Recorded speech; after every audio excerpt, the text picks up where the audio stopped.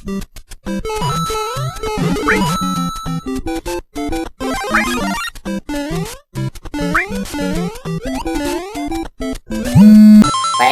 来我家打电动了。现在好 ，baby， 我去肥仔家打电动，拜拜。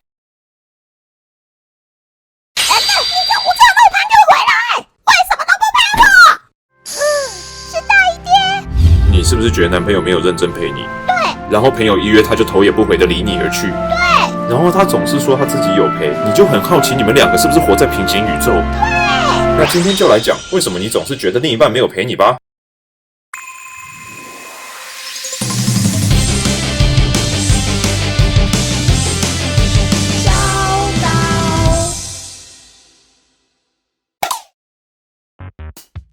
为什么每次朋友一找他就去，你找他却常常被拒绝？这或许只是单纯的错觉而已。怎么说呢？我们假设肉团的出席率是75%，也就是说有25%的几率他会拒绝。我们以1年来计算，他的朋友1个月邀他1次，1年12次，等于肉团只会拒绝他3次。但你身为他的女友，1个月约他8次，1年96次，等于肉团会拒绝你24次。光看数字，没错，肉团拒绝你的次数是他朋友的8倍，但这只是因为你的分母比较大，其实他花在你身上的时间也多了8倍，所以你跟朋友其实没有谁比较重要。肉团是秉持着公正、公平、公开的态度对待你们。好，你说的都好。对男生来说，陪是生理上的，只要在同一个空间里，在方圆5公尺内，就算是陪。且慢，你是说我在追剧，他在旁边刷手机，算陪；我在买衣服，他在外面等，算陪。那我们去吃2兰拉面，中间隔了10个位置，请找另一家餐厅。哦，也是。可是女生的陪是心理上的，光是处在同一个空间，人在心不在，没有互动，就算再久，对女生来讲，陪伴时间还是0。没错没错。接下来是对所有男性的贴心建议。以后打电动请设闹钟，每过一段时间就去刷个存在感。比如打一场游戏花20分钟，就要停下来跟女友专心互动5分钟。但千万不要天真的以为可以一次打3小时，再来陪女友45分钟，你会死，切记切记。我有问题。是，请说。有时候我问他明天要不要出去玩，他就会说，再看看。但第2天他跑去找肥仔打电动，但明明就说好要陪我的。有吗？他说的是再看看，一个充满未知数的答案。什么？再看看不就是应该会吗？到底是谁灌输你这奇怪的观念？你们双方对再看看的认知上有误差。你觉得那代表应该会，但他意思其实是应该不会，导致第2天你满心期待的要约会，但他还傻傻的跑去朋友家玩。这也放大了他都不陪我，但朋友一约他就去的感觉。建议你以后听到这种再看看、不一定、再说模棱两可答案时，不要先入为主的以为要。记得没有期待就没有伤害。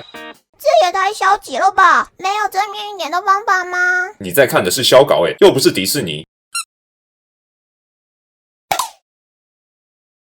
最后，其实不只是讲给女生听，每个人都应该理解，没有人需要为我们的生活乐趣负责。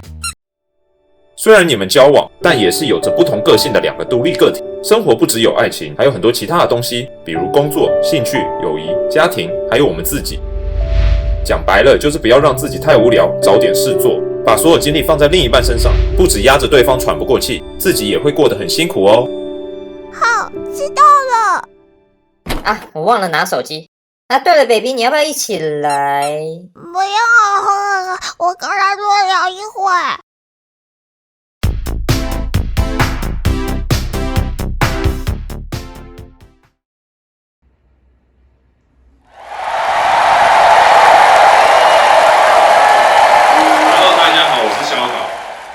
今天我有3件事情想要跟大家分享。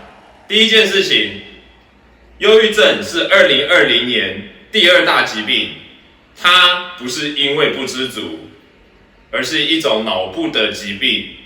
你可能会说，就看开一点就好啦。他们不是不想，而是不能，因为他们失去了快乐的能力，也没有办法对事物保持热情。适时的休息，需要时去寻求帮助。周围的人跟家人给予陪伴，我们才能让这个社会更有爱、更温暖、平安。第2件事情，疫情期间，请不要因为机票便宜就出国。如果最近出国回来，也请自主隔离14天。出门记得戴口罩，把健康留给自己，也留给别人。感恩。第3件事情，如果你喜欢这支影片的话，拜托帮我们订阅小稿，开启小铃铛，在下面留言。我们下次见。